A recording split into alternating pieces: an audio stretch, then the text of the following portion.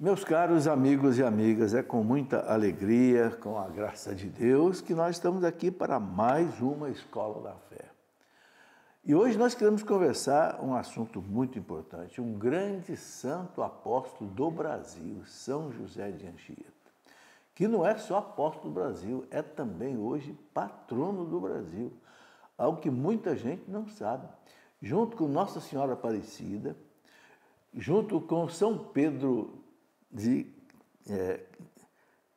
Carvalho, São Pedro de Alcântara, desculpa, e São José de Anchieta. Então o Brasil tem 3 patronos, Nossa Senhora Aparecida, claro, mais importante, São Pedro de Alcântara, que foi o Dom Pedro I que pediu ao Papa Pio XI que o proclamasse padroeiro patrono do Brasil, porque Dom Pedro I era muito devoto de São Pedro de Alcântara. E o Papa fez.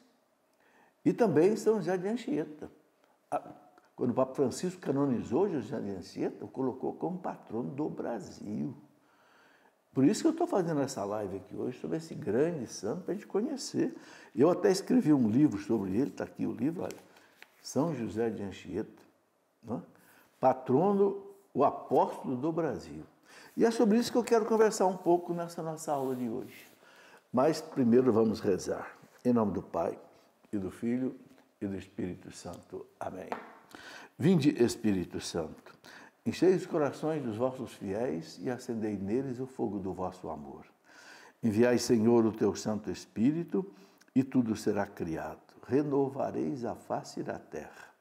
Ó Deus, que instruíste os corações dos vossos fiéis com a luz do Espírito Santo, fazei que apreciemos retamente todas as coisas segundo o mesmo Espírito, essa aula de hoje sobre São José de Anchieta, e gozemos sempre da sua consolação. Por Cristo nosso Senhor. Amém. Ave Maria, cheia de graça, o Senhor é convosco. Bendita sois vós entre as mulheres, e bendito é o fruto do vosso ventre, Jesus.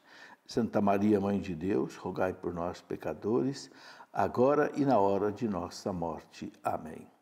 Glória ao Pai, ao Filho e ao Espírito Santo, como era no princípio, agora e sempre. Amém. São José, rogai por nós. Em nome do Pai, e do Filho, e do Espírito Santo. Amém. Muito bem, antes de começar a falar de São José de Anchieta, quero falar de São Bento, porque uma consagrada da Canção Nova, lá do Cantinho da Criança, a Tatiana Ferreira, escreveu um belo livro sobre a vida de São Bento, importantíssimo São Bento. São Bento ele é chamado de o patrono da Europa. Por quê? Porque São Bento, a partir do ano 500, quando ele nasceu mais ou menos, São Bento forrou a Europa de mosteiros beneditinos. Nesses 20 séculos da igreja, nós temos mais de 15 mil mosteiros beneditinos. Mais de 20 papas foram beneditinos. Uma coisa impressionante. Milhares de bispos foram beneditinos. E aqui, a Tatiana coloca um livro assim, ela colocou o subtítulo Uma Vida de Coragem, sem dúvida. E assim, bem adaptado para crianças, com desenhos ilustrativos muito bem colocados. Olha, vale a pena você que quer educar seu filho na fé católica, olha aí. Cada milagre dele, ela fazia assim uma ilustração. É da editora Canção Nova, você pode adquirir aí pelo call center, pelo telefone da Canção Nova, 12 31 86 2600. E aproveito para dizer para você que por esse telefone também você pode ser um sócio colaborador da Canção Nova, tá certo? Para que esse projeto de evangelização cresça nesse nosso mundo tão necessitado da palavra de Deus. E também você pode ajudar pelo Pix, pix.doação@cançãonova.com. É a maneira mais fácil hoje de você pagar a conta, de você transferir recurso, Eu até espero que o povo não venha querer cair muito imposto em cima do Pix, Porque hoje facilitou muito a vida do povo. Para você ajudar a Canção Nova está aí, você pode fazer aí a sua contribuição. Mas vamos lá, gente, falar do grande São José de Anchieta. Eu quero começar com uma frase dele. Esse homem veio para o Brasil com 19 anos, era seminarista, lá em Portugal, e ele viveu aqui até 67 anos, se não me engano, só vivendo para evangelizar os índios. Uma coisa impressionante. Aí um dia perguntaram para ele se não era muito dura a missão dele aqui. Sabe como é que ele respondeu? Esta frase: nada é duro aos que têm por fim somente a honra de Deus e a salvação das almas. Era a resposta dele. Nada é árduo para aqueles que têm por fim somente a honra de Deus e a salvação das almas. Eu quero começar essa nossa conversa com essa frase dele, né? Porque eu acho que é assim, uma espécie de um marco dele. Bom, o Anchieta, ele nasceu em Tenerife, que era uma ilha do arquipélago ali das Ilhas Canárias, né? Que pertencia à Espanha. E ele nasceu no dia 19 de março de 1534, dia de São José, por isso que ganhou exatamente o nome de São José. Aí já tem um sinal, né? Nasceu no dia de São José. Ele era primo de Santo Inácio de Loyola, que fundou a congregação dos jesuítas e foi contemporâneo de Santo Inácio de Loyola, um dos primeiros jesuítas. Com 15 anos de idade, ele estudou na Universidade de Coimbra, em Portugal, durante 5 anos. Estudou filosofia, literatura, latim, sabia o latim assim, como se fosse a língua portuguesa. Estudava os padres da igreja e ajudava os padres a celebrar missas. Porque às vezes ele assistia 5 missas num dia só, que ele ajudava os padres, porque antigamente tinha muito padre, né? Eu me lembro quando eu era criança, aqui no Colégio de São Joaquim, no Santuário de São Benedito, tem a capela, o altar-mor, depois tinha 2 capelinhas. Às vezes eu chegava lá, tinha 3 padres celebrando missa ao mesmo tempo. Quando eu era criança, tinha um padre celebrando no altar principal, um na capelinha, outro na outra. Porque tinha tanto padre, né, que eles tinham até que celebrar junto, porque o altar ficava ocupado, tinha que celebrar de manhã. Bom, o Anchieta, ele ajudava muitos padres na celebração das missas e ele experimentava êxtases, né? Ele tinha uma tuberculose óssea que o perturbava muito, né? Bom, mas Deus sabe conduzir essas coisas, né? Ele lia as cartas de São Francisco Xavier, que era outro jesuíta, amigo de Santo Inácio de Loyola, que foi pregar lá na Índia, na China. Eu já fiz aqui um vídeo sobre São Francisco Xavier, né? Uma aula, né? E São José, ele lia as cartas do São Francisco de Assis, contando o trabalho missionário dele lá no Japão, na China, na Índia, batizando as pessoas. Então, com 17 anos de idade, ele entrou na Companhia de Jesus, né? Foi exatamente em 1551, que Santo Inácio, seu primo, tinha fundado em 1939. Jesus foi fundado em 39, em 51, Anchieta entrou para a Companhia, com outros que tinham, São Francisco Xavier, né? E veio para o Brasil em 1953, 2 anos depois que ele entrou para o jesuíta, com 19 anos de idade, ainda era seminarista. E ele veio na armada do segundo governador-geral do Brasil, Dom Duarte da Costa. Porque os governadores que vinham para o Brasil, Tomé de Souza, Duarte da Costa, eram mandados pelos reis portugueses que eram católicos. Eu me lembro de uma citação de um rei português, D. João III, que escreveu para Tomé de Souza, que foi o primeiro governador que veio para o Brasil: olha, eu quero que você leve missionários lá para aquela terra, que eu quero a evangelização daqueles índios. Olha que coisa bonita, gente. Muita gente não sabe a grandeza, a beleza dos reis de Portugal na época do descobrimento do Brasil. Eram reis verdadeiramente católicos. Por que, por exemplo, que a caravela de Pedro Álvares Cabral tinha 17 sacerdotes? Cabral, ele não veio para o Brasil, ele foi para a Índia. Mas por que levou 17 sacerdotes? E chegou aqui e celebrou a missa, né? Aqui no Brasil, dia 26 de abril, chegou aqui no dia 22, no dia 26 celebrou a missa, primeira coisa. Porque veio, então, o Frei Henrique, né, que celebrou a missa aqui, né, no Brasil. Depois foram para as Índias. Esse é um ponto importantíssimo que muita gente não sabe. A evangelização do Brasil deveu muito aos reis católicos de Portugal, que junto com a igreja evangelizamos. não sei se vocês sabem, Pedro Álvares Cabral era da Ordem de Cristo. O que é a Ordem de Cristo? Quando a Ordem dos Templários foi dissolvida na França e foram perseguidos, muitos foram acolhidos em Portugal. Só que aí o Papa aceitou eles como uma ordem religiosa, né, de cavaleiros, só que mudou o ordem. Vocês não vão chamar mais de cavaleiros templários, vocês vão chamar de a Ordem de Cristo. E o símbolo deles era aquela cruz vermelha que você vê nas caravelas. Por quê? Porque os templários eram muito bons de navegação e foi exatamente os que foram para Portugal, da Ordem de Cristo, como Pedro Álvares Cabral, que eram grandes marinheiros e desbravaram os oceanos. Mas tudo bem, então o nosso querido Jardim Anchieta veio para cá com 19 anos, né, na esquadra do Dom Duarte, que veio para ser governador do Brasil. Ele encontrou aqui índios selvagens logo, canibais, correndo risco de vida. Gente, aqui havia índios que matavam gente para comer mesmo. Cheio de testemunhos disso aí. E o próprio Anchieta correu o risco de ser morto para ser comido. Basta dizer que o primeiro bispo do Brasil, que veio de Portugal, Dom Pedro Fernando Sardinha, foi morto pelos índios caetés. Ele e 100 missionários, e todos foram comidos pelos índios caetés, que eram antropófagos. Esse é o Brasil que os jesuítas encontraram, né? E que Anchieta encontrou ele, Manuel de Nobre, etc. Bom, olha que bonito, a recomendação que eu falei para vocês do rei Dom João III,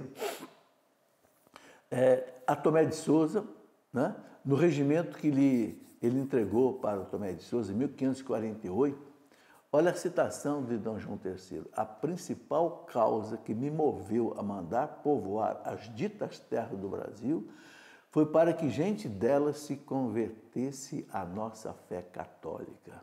Está aí, tem aí o documento, né, que eu coloco isso aqui. Isso para deixar bem claro a vocês qual era a intenção deles, né? E Pero Vaz de Caminha já tinha dito isso ao rei Dom Manuel, né, escrevendo sobre a beleza que tudo aqui. Pero Vaz de Caminha, quando escreveu para o rei de Portugal, contando o descobrimento do Brasil, disse: nessa terra aqui tudo se dá, em se plantando tudo dá, mas a melhor coisa que tem, olha que o escrivão falou para o rei, a melhor coisa que tem, seu rei, é a conversão dessas almas, porque esse povo aqui, eles não têm idolatria, então é fácil de educá-los para a fé católica. Veja qual era o espírito de evangelização, muito bonito isso. Bom, o cônego brasileiro, Dom José Geraldo Vidigal de Carvalho, que é de Mariana, aqui em Minas, ali perto de Belo Horizonte, ele escreveu um livro, A Evangelização do Brasil. E ele fala da situação dos índios aqui. Ele fala a antropofagia, a embriaguez, as superstições desumanas, a poligamia, troca de mulheres, as lutas intestinas entre as tribos, né, onde os vencidos eram mortos e comidos. Né, no livro aí do Dom José Geraldo Vidigal de Carvalho. Essa era a situação.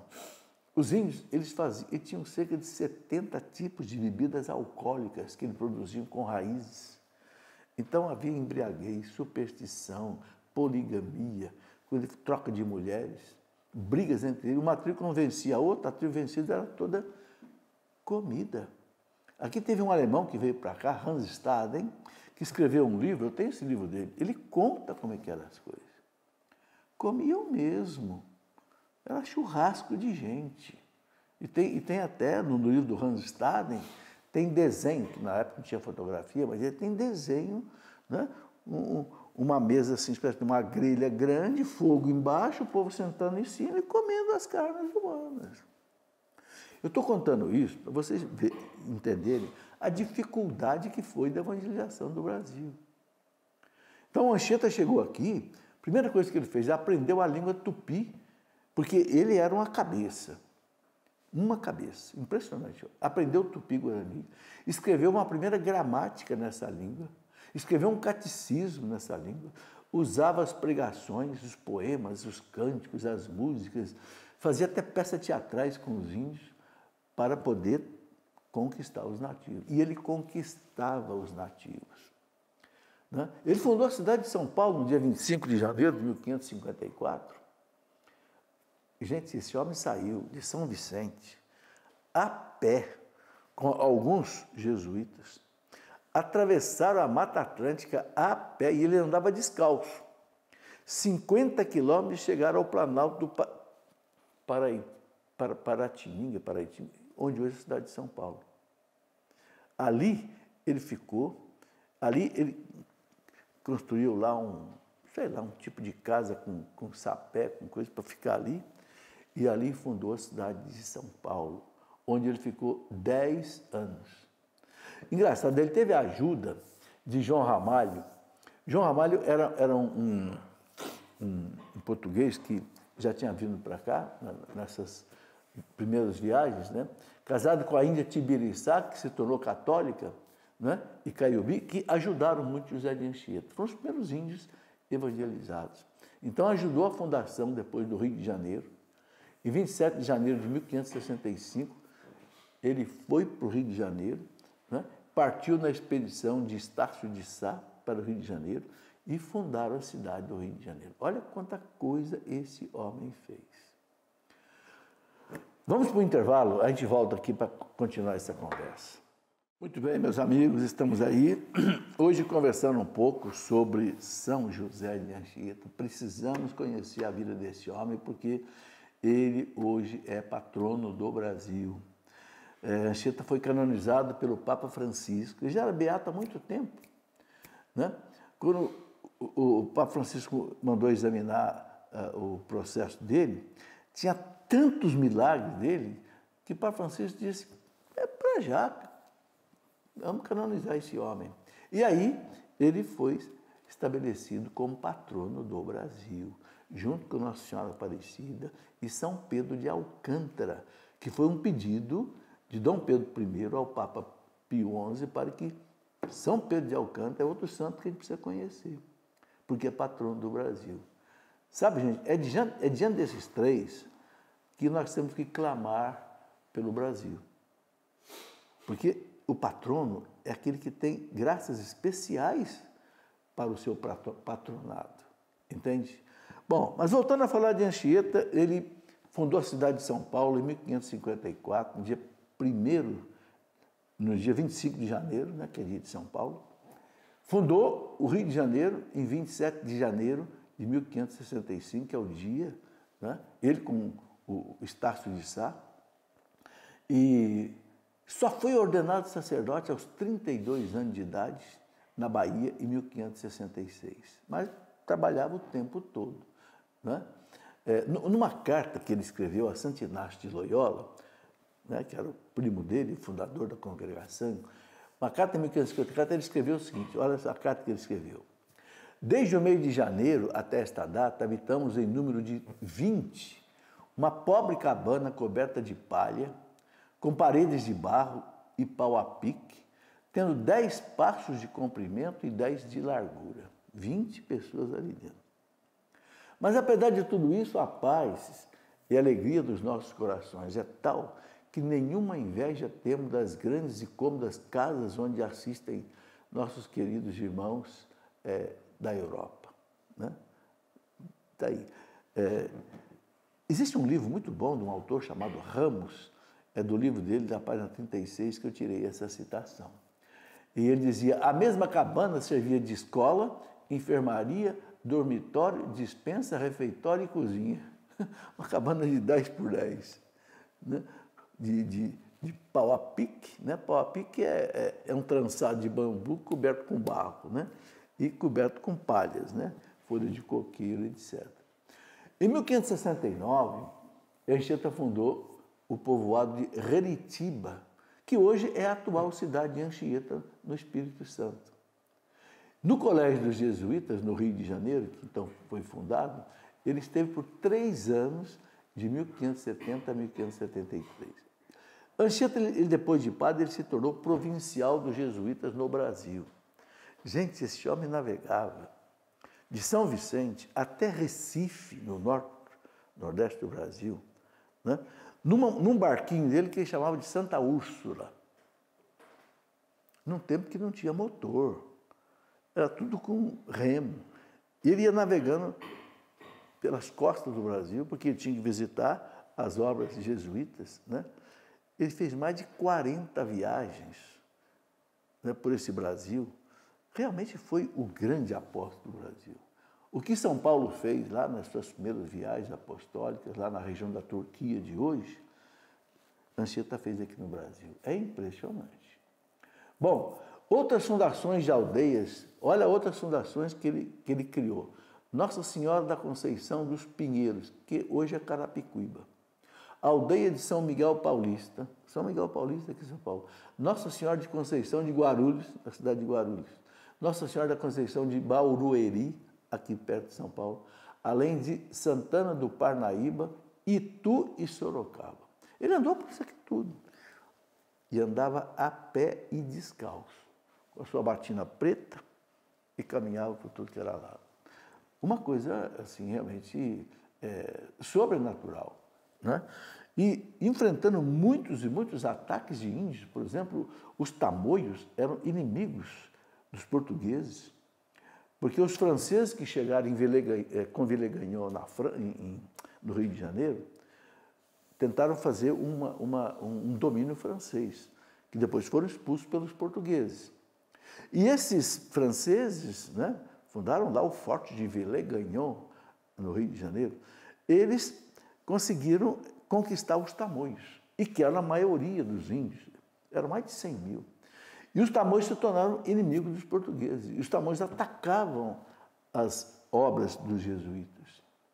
Então, por exemplo, o ataque dos tamoios em Piratininga, que é São Paulo, né, a fundação de São Paulo, né, foi uma coisa complicadíssima, que inclusive morreu gente, né? Aí o Anchieta teve um trabalho espetacular junto com Manuel de Nóbrega, que veio para cá antes dele, para Manuel de Nóbrega. Foi o grande armistício de Iperoig. Iperoig é a cidade aqui de Ubatuba. A pessoa da região que conhece Ubatuba, se você chegar ali logo na praia ali, logo que você sair da matriz ali de Ubatuba, for para a praia, você vai ver lá o Anchieta com uma varinha na mão, né? Porque o Anchieta morou ali, né? Morou ali, ele ia muito à ilha de Anchieta, por isso que o nome de ilha de Anchieta, né? Porque ali havia índios que ele evangelizava também, mas ele conquistou uma coisa maravilhosa que ele conseguiu com José de Anchieta, com o Manuel de Nóbrega, foi fazer esse armistício de Iperoig. Ele conseguiu um acordo entre os portugueses e os tamoios que queriam destruir toda a obra dos jesuítas aqui, né? Foi a tal Confederação dos Tamoios, que contava com 100 mil índios, aliados dos franceses do Rio de Janeiro, que atacaram Piratininga, ou seja, atacaram o forte de onde nasceu a cidade de São Paulo. Mas Anchieta conseguiu, inclusive ele ficou preso dos tamoios ali em Ubatuba, né, Iperoig, durante 3 meses, presos. E nesse período, gente, que coisa maravilhosa, ele escrevia na praia ali em Ubatuba versos em latim a Nossa Senhora. Sabe quantos versos ele escreveu na areia? Está documentado, tem livro, eu tenho um livro. 5.876 versos ele escreveu nas praias de Ubatuba, em honra de Nossa Senhora, e tudo em latim. Só que o mar apagou tudo, né? Só que quando ele chegou, depois que ele foi para São Vicente, ele escreveu tudo de novo. Hoje é um livro, né? O grande poeta e romancista brasileiro, Fagundes Varela, que morreu em 1875, que foi patrono da Academia Brasileira de Letras, ele publicou esse poema do José de Anchieta no Rio de Janeiro, por isso existe o livro. 5.876 versos. Por isso que aparece o Anchieta lá na praia de Ubatuba, ali, com a varinha na mão, escrevendo na areia. Quer dizer, é uma coisa assim, sobre-humana, sobrenatural, né? E escritos em latim, né? O poeta Guilherme de Almeida, ele escreveu um soneto, uma prece a Anchieta, em sua homenagem. Esses grandes escritores antigos do Brasil conheciam muito Anchieta, amavam Anchieta. Anchieta, ele manteve conversações, então, com os chefes tamoios, um deles era chamado de Cunhambebe, que moravam ali na ilha Anchieta. E Anchieta ali em Ubatuba. E de barco, você com 15, 20 minutos, você sai dali, por exemplo, na praia de Ubatuba, e chega até a ilha de Anchieta. O Cunhambebe era o chefe dos tamoios, morava ali na ilha de Anchieta, com Aimberê, Coaquira, Pindobuçu, eram os chefes ali, né? E, junto com Manuel de Nóbrega, eles conseguiram, então, o Tratado de Paz, que eu coloquei para vocês aqui, que talvez fosse o primeiro tratado de paz que foi assinado no Brasil, entre portugueses e tamoios. Claro, evidentemente, depois que os franceses foram também expulsos do Rio de Janeiro, e eram franceses calvinistas protestantes. Se eles vencessem no Rio de Janeiro, sabe Deus se esse Brasil não se tornaria protestante. Bom, um dia Anchieta sofreu uma ameaça de morte de um índio chamado Paranaguaçu, que era filho de um índio que gostava do Anchieta, um índio mais velho chamado Pindobuçu, né? Mas o filho não gostava do Anchieta, né? Aí uma citação, eu vinha a fazer isto e aquilo, mas quando entrei a ver os padres e lhes falei, caiu meu coração e fiquei todo mudado e fraco. O que aconteceu? O Anchieta fugiu deles, junto com o Manuel de Nóbrega, e conseguiram se esconder numa cabana. Só que os índios corriam muito e o tal Paranaguaçu, filho do Pindobuçu, com um tacape na mão, já pronto para matar o Anchieta e o Manuel de Nóbrega. Eles usavam um tacape, um pedaço de pau pesado, vamos dizer assim, e matava assim, era uma paulada aqui na nuca. E era uma só. Uma só, acabou que já arranhava. Quando o Paranaguaçu levantou o tacape para matar o Anchieta, é isso que ele está contando aqui, caiu meu coração e fiquei todo mudado e fraco. Eu não os matei, que vinha tão furioso para isso. Já nenhum os há de matar, ainda que todos os que vierem hão de vir com o mesmo propósito e vontade. Ninguém vai conseguir matar os dois. Ele falou, Tupã não deixa. Tupã era o índio deles. Achava que o Deus deles. Achava que o Deus do Tupã não deixa. A hora que eu levantei o tacape aqui, a minha mão amoleceu, o tacape caiu da minha mão. Nunca mais ninguém atentou contra. Outros índios chegavam para ameaçar a Anchieta, o índio amolecia na frente dele. É impressionante.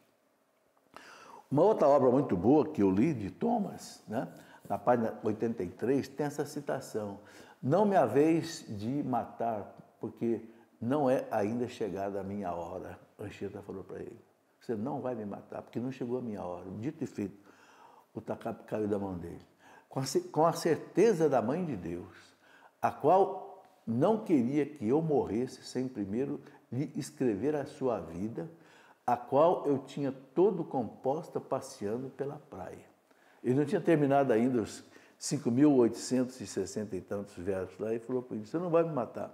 A Mãe de Deus não vai deixar você matar, porque eu não acabei ainda de escrever a vida dela, a obra dela, lá nos meus versos. É uma coisa muito bonita.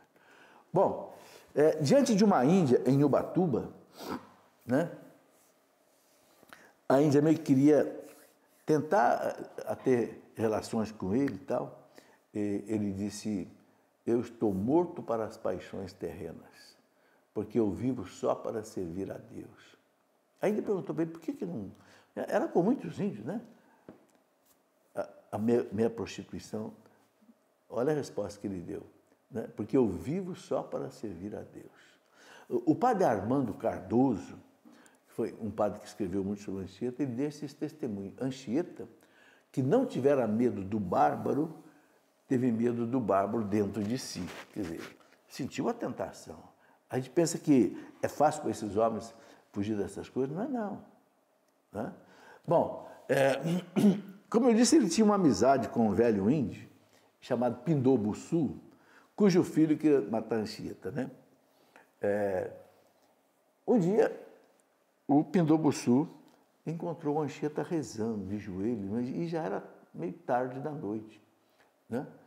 Ele disse para Anchieta, filho José, chamava Anchieta de filho de José, não tenhas medo, que ainda que os teus matem todos os meus parentes, os portugueses, né, que às vezes faziam isso, que estão em terra, eu não hei de consentir que te matem, porque eu sei que falas a verdade.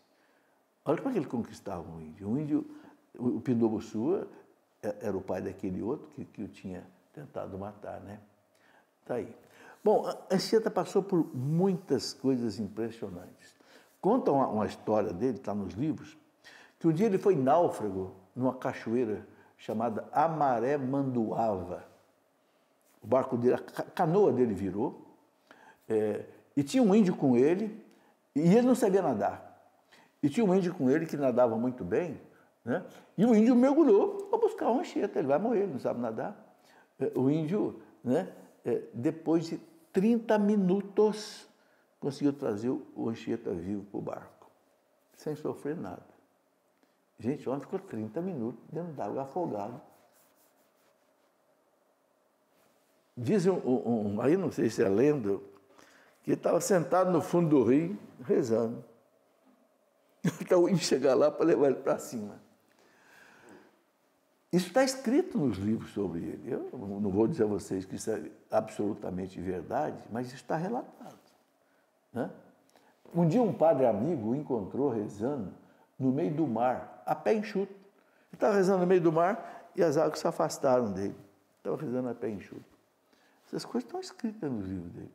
Em 1592, ele escapou de um corsário inglês, né, se refugiando com o padre João Lobato, da ilha de São Sebastião, perseguido por um corsário, né, que eram calvinistas, né, protestantes. Tem muitas coisas interessantes da vida de Anchieta. Por exemplo, os pássaros atendiam o seu apelo. As cobras, os animais selvagens, perdiam toda a agressividade diante dele, né? As tempestades ele acalmava, né? O vinho e o óleo ele fazia multiplicar nas vasilhas, né? Né? Curava as doenças, né? Com uma bênção e com o seu crucifixo. Essas coisas que, sabe, gente, quando esses santos se tornam extremamente famosos, não é à toa. Tudo que estou falando aqui, pode ser que alguma coisa até não seja histórico, mas a gente não pode simplesmente descartar isso sem uma análise mais profunda.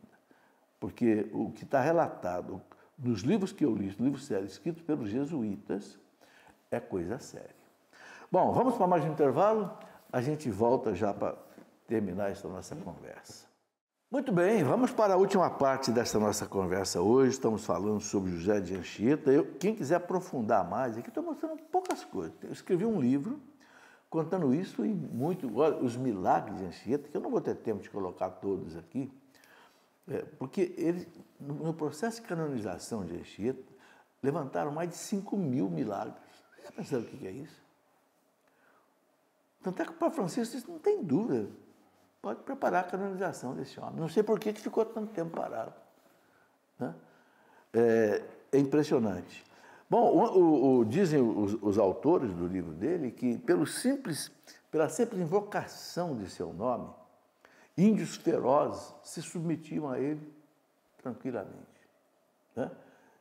Um dia tinha uma cobra ameaçando lá umas pessoas, tal, ele deu uma bronca na cobra. Eu já não falei para você que você não pode ser assim? Vai embora daqui. A cobra fez meia volta e sumiu. Diz que quando ele navegava no barquinho dele, a Santa Úrsula, os pássaros ficavam em cima dele para o sol não queimar ele. Os pássaros voavam em cima dele assim, o tempo todo. As coisas que estão narradas, né? Agora, veja que coisa interessante. Testemunhos marcantes. Padre Luís de Gran, que foi do tempo dele, foi sucessor do padre Manuel de Nóbrega como provincial. Olha o que o padre Luís de Gran disse. Anchieta nem parecia humano. Mesmo doente, dos ossos, que ele tinha tuberculose óssea, né, fazia maravilhas. Vive a caminhar descalço por léguas pelo sertão afora, em busca de salvar as almas. Brincadeira. Dorme no chão ou fica a noite inteira ajoelhado em oração. Conta-se que é capaz de curar doentes com suas orações. Falavam de suas levitações e previsões do futuro que conhecia através dos sonhos. Isso está documentado, já vi no tempo dele. Ele era chamado de o Xavier da América, São Francisco Xavier, aquele que foi para a Índia, para a China, o Xavier da América e taumaturgo do mundo. Taumaturgo é aquele que faz milagres, né? Teodoro Sampaio, que morreu em 1937, era filho de uma escrava negra, um dos maiores pensadores brasileiros do seu tempo. O Teodoro Sampaio foi um famoso engenheiro, geógrafo, escritor, historiador brasileiro. Ele disse que não seria o Brasil possível sem a catequese dos indígenas. Veja, um homem de uma importância capital no Brasil. Não seria possível o Brasil, quer dizer, se tornar uma nação educada sem a catequese dos índios. Então, para ele, né, o catecismo de Anchieta teve a virtude da redenção. Ele disse, né, foi com ele que tivemos povos de diversos sangues congregados numa mesma fé. Foi com ele que somamos forças para a conquista. Isso lá no livro, está no livro do Tomás, na página 127. Testemunho de Teodoro Sampaio, né, que era filho de uma escrava negra e que foi famoso engenheiro aqui no Brasil, geólogo, escritor, historiador, né? O grande Olavo Bilac, famoso Olavo Bilac, chamou Anchieta de Cavaleiro da Mística Aventura. Cavaleiro da Mística Aventura. Um dos biógrafos do Anchieta, né, disse o seguinte: era um José na castidade, um Abraão na obediência, um Moisés nos segredos do céu, um Jó na paciência, um Elias no zelo e um Davi na humildade.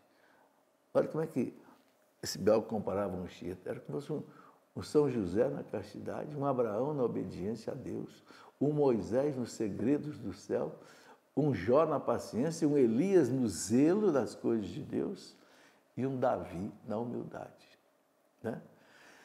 Ele exerceu muitas funções religiosas. Em 1566, ele foi nomeado superior em São Vicente e esteve com o visitador jesuíta no Brasil, o padre Inácio de Azevedo, que depois morreu mártir com seus 39 companheiros pelos calvinistas franceses no mar em 1574, quando ele vinha para o Brasil. Vale a pena eu contar esse fato aqui com um pouco mais de detalhe. Anchieta estava aqui no Brasil, né? Ele esteve com o visitador jesuíta no Brasil, que foi o padre Inácio de Azevedo, que era português. E o padre Inácio de Azevedo voltou para Portugal e Espanha para ver se conseguia trazer mais missionários para o Brasil. Muito bem, ele foi lá, conseguiu 39 companheiros junto com ele, tinha alguns portugueses, alguns espanhóis, e vieram para o Brasil numa caravela chamada São Tiago. Essa São Tiago foi assaltada por corsários protestantes, huguenotes franceses, né? de um corsário chamado Jacques Fourrier, francês. Mataram o padre Inácio de Azevedo e os 39 companheiros. E tinha mais gente na caravela, porque é uma caravela que veio de Portugal aqui para o Brasil. Eles assaltaram a caravela, tomaram a caravela, mas só mataram os padres e os companheiros, né? Escapou um, que ele era cozinheiro, e ele escapou porque ele não estava com a veste de jesuíta. Ele, depois é que, quando a embarcação chegou no Brasil, ele que contou toda essa história. Então, eu gosto de contar essa história, gente. Hoje é o beato Inácio de Azevedo, de seus 39 anos. Tem missa no Brasil, está na liturgia. Uma das missas da liturgia do ano é do padre... Eu gosto de contar essas coisas, porque tem muita controvérsia negativa, criticando a evangelização do Brasil, que os jesuítas exploraram os índios e escravizaram os índios. Mentira! Deram a alma, deram a vida pelos índios. Tanto assim que quando Anchieta morreu, olha o que aconteceu. Quando Anchieta morreu, os índios colocaram Anchieta numa espécie de uma padiola e caminharam 100 quilômetros com Anchieta morto até chegar em Vitória, no Espírito Santo, onde ele está sepultado. O amor que os índios tinham por ele. Parece que levaram eles, parece que acho que é de Reditiba, né? Até Vitória, 100 quilômetros. Veja que coisa. Por quê? Porque realmente os índios amavam demais ele. Bom, em 1578, ele foi nomeado provincial no Brasil. Como eu já disse, ele viajava de São Vicente ao Rio de Janeiro, Vitória, Salvador, no Recife, no seu barquinho Santa Úrsula, né? Enfrentando tempestades, naufrágios, assim, durante muitos anos. E, como eu já disse, ele fez cerca de 40 viagens. Anchieta era um grande pregador, né? Muito pregador. Aqui nesse livro eu coloco aqui algumas pregações dele, não dá tempo de a gente colocar aqui agora, mas ele dizia: ouve, surdo pregador, ouve a voz de Cristo que está bradando: pecador, pecador, por que me persegues? Eu sou Jesus, né? A quem tu persegues quando pecas. Eu sou Jesus e quero outra vez, eu sou Jesus, a quem outra vez crucificas-me em teu coração quando cometes um pecado mortal. Eu sou Jesus, teu Salvador, a quem ainda persegues e injurias, e ainda estou aparelhado para te salvar, se tu deixares de pecar. A pregação dele era dura, né? A pregação dele era firme. Bom, sobre a morte, beatificação e canonização. Anchieta morreu em 9 de junho de 1596, chegou aqui com 19 anos, né? Em Anchieta, e foi levado pelos índios até Vitória, como eu já falei. Foi beatificado em junho de 1980 pelo Papa João Paulo II e depois foi canonizado agora, 24 de abril de 2004, né? Essa data de errado, 2004 deve estar errado. Bom, foi pelo Papa Francisco. Tá? No relatório final dos postulados da canonização, olha que coisa interessante. No relatório final dos postuladores da canonização, né, existe 5.350 histórias de pessoas que alcançaram graças rezando a São José de Anchieta. 5.350 histórias de pessoas que conseguiram graças, milagres, com a intercessão dele. Né? O Papa São João Paulo II um dia falou sobre Anchieta e disse o seguinte: uma vez que ele veio no Brasil, abre aspas, terá vindo o padre Anchieta como um soldado em busca de glória, um conquistador em busca de terras ou um comerciante em busca de bons negócios de dinheiro? Não. Veio como missionário para anunciar Jesus Cristo, para difundir o Evangelho. Veio com o único objetivo de conduzir os homens a Cristo, transmitindo-lhes a vida de filhos de Deus, destinados à vida eterna. Veio sem exigir nada para si, pelo contrário, disposto a dar a sua vida por eles. Está aí. Uma vez missionário, diz o Papa, José de Anchieta viveu o espírito do apóstolo dos gentios, viveu o espírito de São Paulo, que nas suas epístolas falava das peripécias, dificuldades, perigos enfrentados por carregar, né, no coração, como preocupação de todos os dias, a solicitude por todas as igrejas. Né? Mas nada é difícil para aquele que acalenta no coração e tem como fim único a glória de Deus e a salvação das almas, pelas quais não hesitam em dar a sua vida. É um discurso que o Papa João Paulo II fez sobre José de Anchieta. E ele ainda diz, né?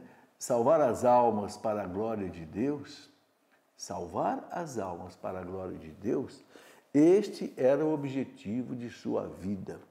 Isto explica, diz o Papa, né, a prodigiosa atividade de Anchieta, ao buscar novas formas de situação apostólica que o levavam finalmente a fazer-se tudo para todos pelo Evangelho, a fazer-se servo de todos, a fim de ganhar o maior número possível de todos para Cristo. Veja, João Paulo II comparou Anchieta com São Paulo. O que São Paulo fez no desbravar o cristianismo, né? Naquelas viagens apostólicas dele, todas que ele fez, chegou até a Grécia, chegou até Éfeso, né? Corinto, Tessalônica, etc. O que Anchieta fez aqui no Brasil, mudando o que deve ser mudado, mutatis mutandis. Né? Milagres de Anchieta. Anchieta fez milagres que eu precisaria ter aqui um dia inteiro para explicar. Né? Muitas pescas milagrosas. Os índios começaram a vir muito morar no litoral, por causa do mar é fácil de ter mais peixe.